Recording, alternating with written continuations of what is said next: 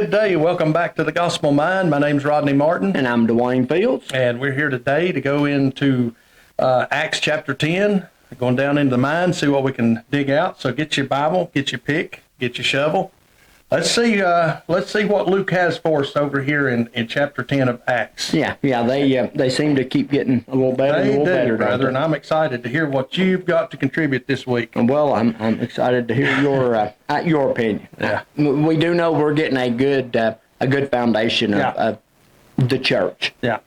And that's very important because we'll never know where we're lacking until we can see the measuring stick that we should be measuring. That's right. That's good.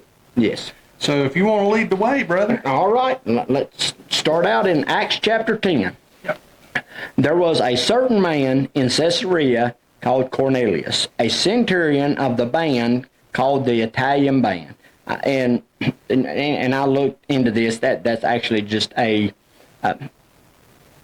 a division of their military, I guess, for lack of a better way of saying it. Yeah. But this man is a Roman military. Yeah. Right. So we're about to see a change come right here. Right. A devout man, and one that feared God with all his house, which gave much alms to the people and prayed to God always. So it sounds to me like this man and his house was all believers before it was. Yeah, that's what it seems to say. What else can you say about that? I mean, he believed God. He was devout. Gave much alms. Prayed to God always. He was a believer. Yes. Now this is kind of odd because usually the Romans and the Roman culture was a pagan culture. Right. Yes. And so this kind of isn't odd. Yes. It looks odd. I'm not even going to say it's odd, but it looks odd. It does. Well, and what better place for God to put his stamp than to go to what I guess from the religious side would be a heathen nation that's corrupt with all these pagan gods, you say, and pull one out of that. Yeah. That's not only outside the Jewish tribe, but is also engulfed in all this. And so it kind of seems similar to what we see with Abraham. Exactly. I mean, in some ways, he's similar to Abraham. He believed God. Right. Yes, absolutely. And was kind of uncommon for his area and his nation. Just like Abraham, Ur of the Chaldees, where he's from, and that's the province of Babylon. So. Yes. Absolutely, yeah. Well, and I remember, my daughter, the first time, my oldest one, the first time that she read into that, and and she came straight to me, and she was all tore up, and she started asking me, well, Daddy, I got to looking, and Abraham's family, they was all, worshipped idol gods and all this, and they did. Yeah. But like you say, this is just another good example of the fact that. He's standing out among others, it appears. Yes, and God can take anything and make something out of it. All right, you got something else? But he can't do that unless you believe. You got to have that foundation there of belief, and that's what was there with Abraham, and we see that here with Cornelius. Yes, actually, we'll find out as we get on over here. He was a very, very dedicated believer. Yeah. Yes, and very good. Go right ahead. Okay, all right. Verse 3, and he saw in a vision, evidently about the 9th hour of the day, an angel of God coming into him and saying unto him, Cornelius. Verse 4, and when he looked on him, he was afraid and said, What is it, Lord? And he said unto him, Thy prayers and thine alms are come up for a memorial before me. Now, and of course, I think one thing that stands out here to me is, just like with Paul, and that is when that angel spoke, he recognized that it was. Yeah, exactly. It was something to to take note of. Unmistakable. Yes, absolutely. And so, we know this angel's come to him and spoke to him, and now we're going to start to see a shift, I guess. Yeah, and something's interesting here. Anywhere you see the Lord appearing, it's like folks that have never seen the Lord don't know what he looks like, but Right. somehow they recognize him. They recognize him. But now Yes. we see just the opposite with angels. There's a passage that talks about, be careful how you deal with strangers because Right. you may entertain Angels unaware. unawares. So Right. that means that an angel may take the form of human being and be indistinguishable. Right, that from you a don't human. know, yes. And so, but that don't seem to be the case with the Lord. Anytime he shows up, Right. people know. And Yes. we see, in Matthew chapter 24, he talks about his return. Mm-hmm. And he says, when he returns, the nations will mourn. And so many never know who Jesus is. I mean, they don't. Right, sure. And I wouldn't know what Jesus looks like physically, Right. but when he returns, I'm sure going to know who he is. We're going to know. Yes, absolutely. So Well, that's pretty interesting. it is very interesting, and something that you've mentioned, and I'm not for sure if you've done it on the podcast. I know through some of our private conversations, you've mentioned, all the places that it was mentioned as an angel, but then we find out it was actually talking Yeah. about the Lord, and I feel like this is one of those spots. Yeah, I do too, because, he immediately says, Lord. Right. So he recognized him as the Lord. Yeah. Yes, absolutely. All right, you got something else? No, sir. Okay, verse 5. And now send men to Joppa. So this is the Lord speaking to Cornelius. And now send men to Joppa and call for one Simon whose surname is Peter. Of course, we know this is Peter the Apostle. And verse 6, he lodged with one Simon a tanner, whose house is by the seaside. He shall tell thee what thou ought to do. So, And before you get into that, what I want us to see too is when the Lord's when this angel starts, or when Cornelius says, "What is it, Lord?" You don't see the angel saying, "Oh no, I'm just an angel." right, I'm not the right, Lord. sure. No, what he does is continue that conversation, Right. as though to say, "Yeah, I am the Lord." So Right. Yes, absolutely. And I think it's pretty safe to say that, in the context here, it is. I think so too. And I mean, wouldn't that be that would be pretty heretical to Right. pretend that you're the Lord? Yes, if absolutely. you're an angel. So, yes. Take that That role angel- and yeah. not clarify yeah, that. that angel would be in a lot of trouble. Yes, So, absolutely. Yeah. I agree. It's pretty obvious that, there is something here that Cornelius has been seeking after and asking God for, that we're starting to see now, to me, and I know I'm leading into this, but in my mind, I think, Cornelius must have prayed multiple times, God, if only me and my house could have the salvation that has been given, to the Jews. Right. And we see here that he's telling him now, you send these men, this is the spot, this is the man, this is where he's staying, all of this, Yeah. and I'm going to reveal to you what you need to do. And to me, I think it's like the Lord saying to have your prayer answered. Right. It keeps getting better. Oh yeah. Okay, you got something else? No, sir. Okay. Verse 7, and when the angel which spake unto Cornelius was departed, he called 2 of his household servants and a devout soldier of them that waited on him continually. And when he had declared all these things unto them, he sent them to Joppa. So he just got some of the people that was under him, and a couple of them, and he told them, he said, "This is what's going on. This is what's happened. Go to Joppa." So it's pretty obvious this was something that was important to Cornelius. Right. Okay, you got something? No, sir. All right, verse 9. On the morrow, as they went on their journey and drew nigh unto the city, Peter went up on the housetop to pray about the 6th hour. So, we go from the 9th hour on one day, which if I'm correct on the way time worked, the 9th hour would have been about 3 o'clock in the afternoon. And this 6th hour would have been about lunchtime, which would explain, as we go on down here, we find Peter being hungry. But at this time, this is the next day, these men are getting close to going where they're going, and, Peter is on a rooftop at about lunchtime, and he's about to encounter something. Right. Very good.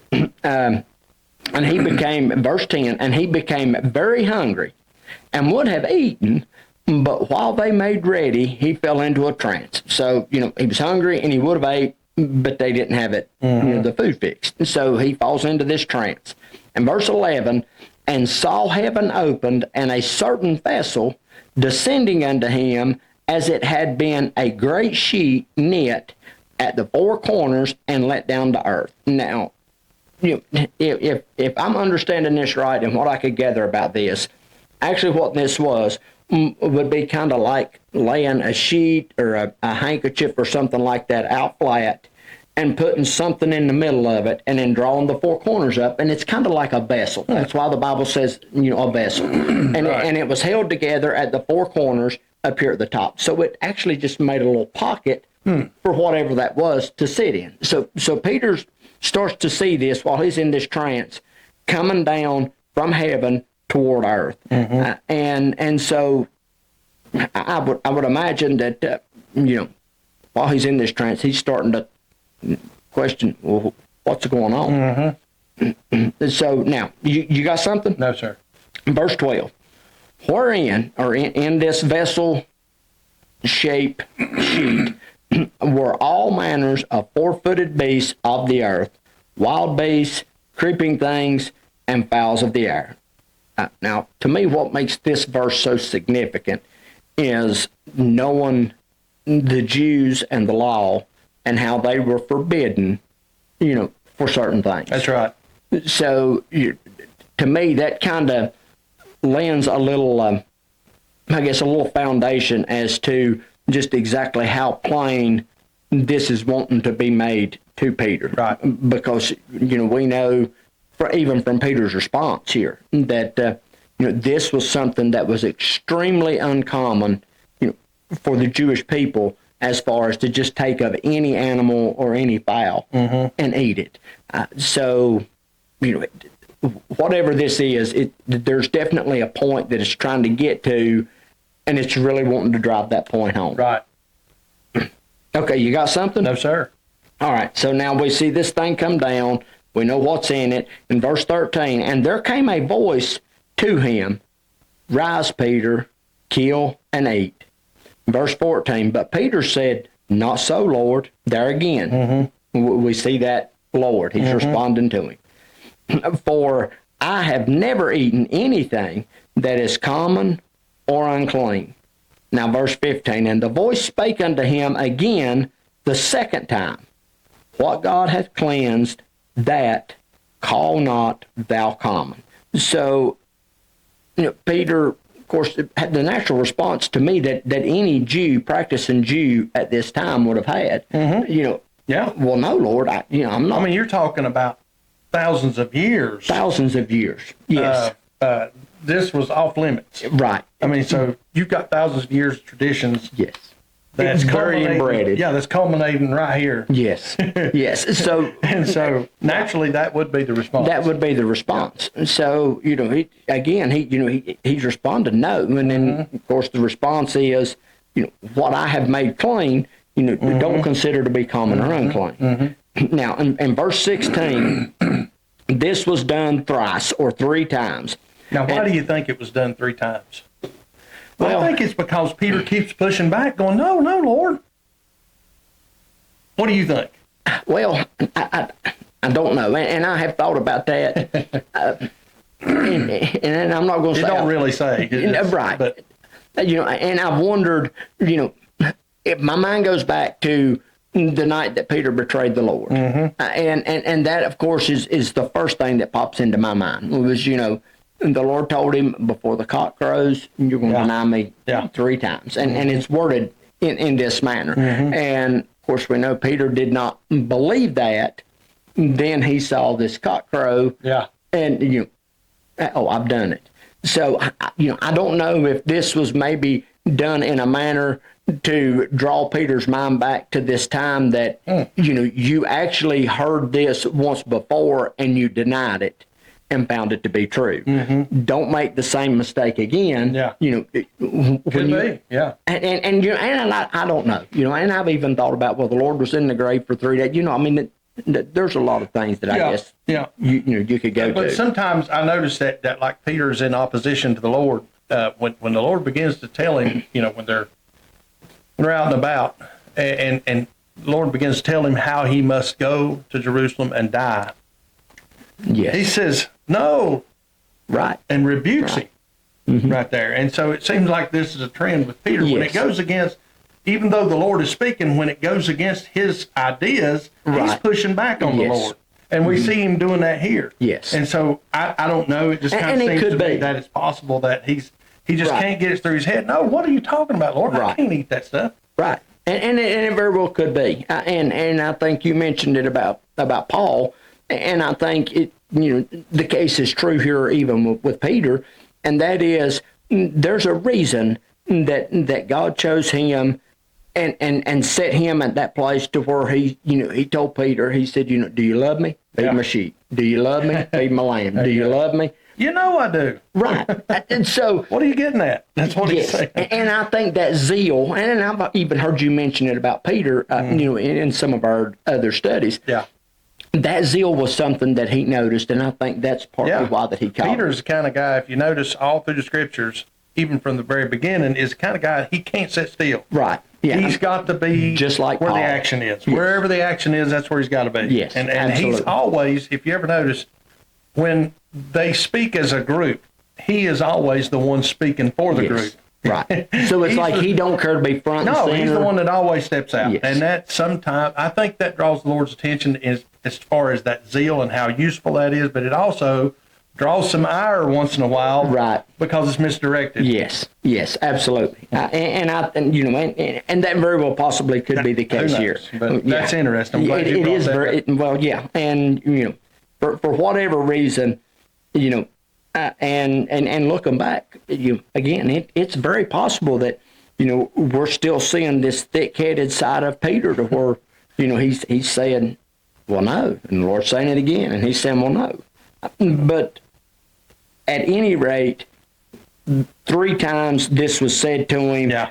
and then it leaves. And, whichever direction, Peter's going to respond here. And we see this in verse 17.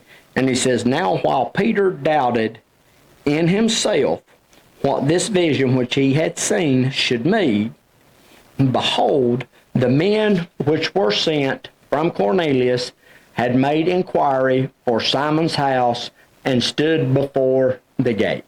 Now, of course, and one thing, looking over this, that jumped out to me, and me and you talked about this maybe on the last series of podcasts with Paul, how that every time that the Lord spoke, it wasn't just on one end. He spoke on 2 ends. Now, by that, what I'm saying is, not only did he speak to Peter Cornelius, and tell Cornelius, you send men down there. Right. But at the same time, he spoke on the other end that was going to be receiving this message, so there wouldn't be any doubt. And the reason that I bring that up is it's so common in a lot of the church world today, to make the statement, well, the Lord showed me. But what the Lord showed you, you're the only one that the Lord showed. Yeah. And that just and I'm not saying always, and I'm certainly not, wanting to cast doubt on anybody or cause anybody to doubt, what they feel in their heart. But in my mind, I'm thinking, we see these 2 examples right here in the early church where the Lord is directly speaking to an individual, and he's doing it on both ends. Well, now that's a great point right there. And anytime you see what the Lord is doing here in Acts or, wherever, it's public. It's Right. visible. Yes. There's lots of eyewitnesses. Right. Okay. Right. And right here is that great example. You have one man told by the Lord to do this. Well, the other party is actually told by the Lord as well. We Right. see that same scenario in the last chapter with Paul and Ananias. Right. Yes. The Lord comes and tells tells Paul to go, to Right. the city and wait. And he tells Ananias to go see Paul. Right, So you yeah. have the two collaborate. The whole religion of Islam, it was Yes. began with that the Lord told me. Yes.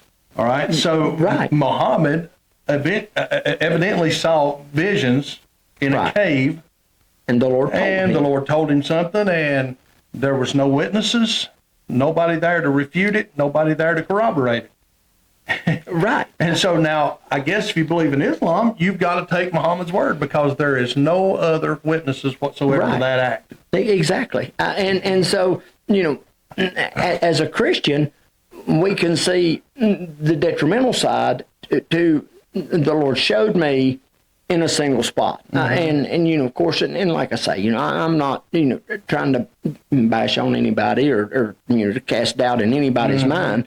But at the same time, I think a lot of times it's really, really easy for, us as individuals to allow a situation and the emotion that's involved in that Yes. situation to drive us Yeah. to that spot to Right. where it's actually my emotions or my wants Yeah. that's, speaking to me.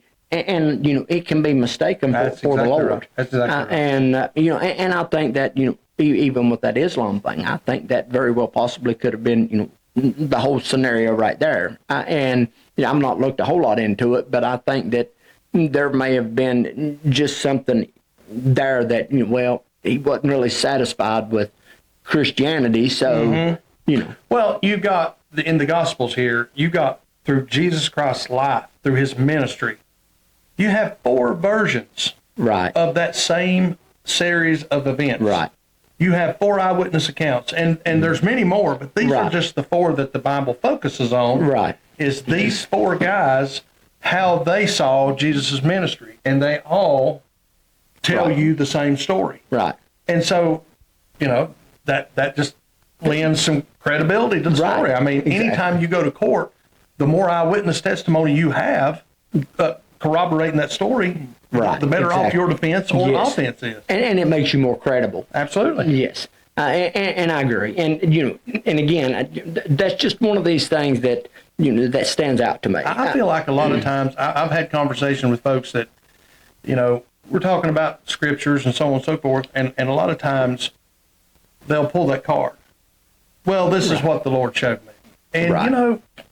maybe that's true. I don't know. But the Lord has never just showed me something. I Right. had to dig in this thing and Right. try to understand it. Now, I do believe that the Lord has helped me so much to understand some of these things because I'm digging for it. I want to know. Sure.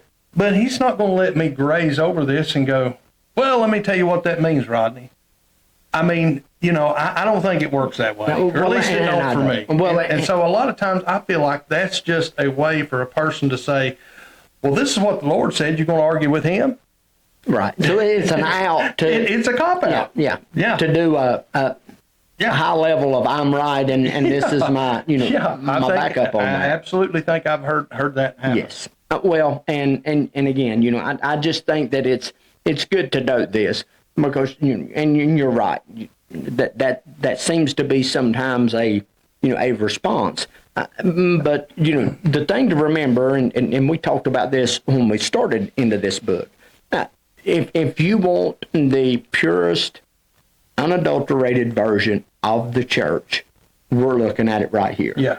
And I'm not saying that everything that we see here is going to unfold exactly like that today, but at the same time, as far as a good foundation Yeah. to kind of see how the Spirit of God works, how things happen, this is probably the best spot to get that. It really is. So, with that being said, again, we see that conversation is on both sides. Okay, you got something else? No, sir. It's good.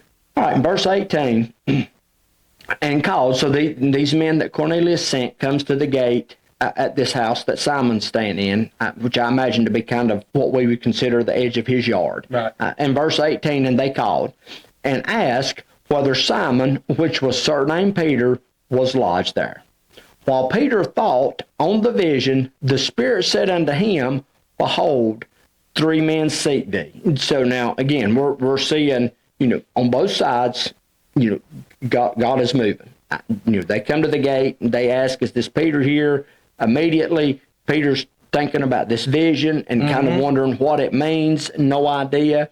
And the Spirit speaks to him and, lets him know, hey, there's three men seeking you. And I think maybe that may have been the Spirit's way of saying, if you'll go, you're about to find out what this vision means. Yeah. So, you got anything on that? No, sir. All right, verse 20. Arise, therefore, and get thee down, and go with them, doubting nothing, for I have sent them. Of course, could you imagine had the Lord not spoke to him, and these Roman soldiers come, and they start telling him all this stuff? Yeah. Peter would have never given them the time of day. Right. But God's working on both ends because he has an end goal, and this is how I'm going to get this end result met. Right.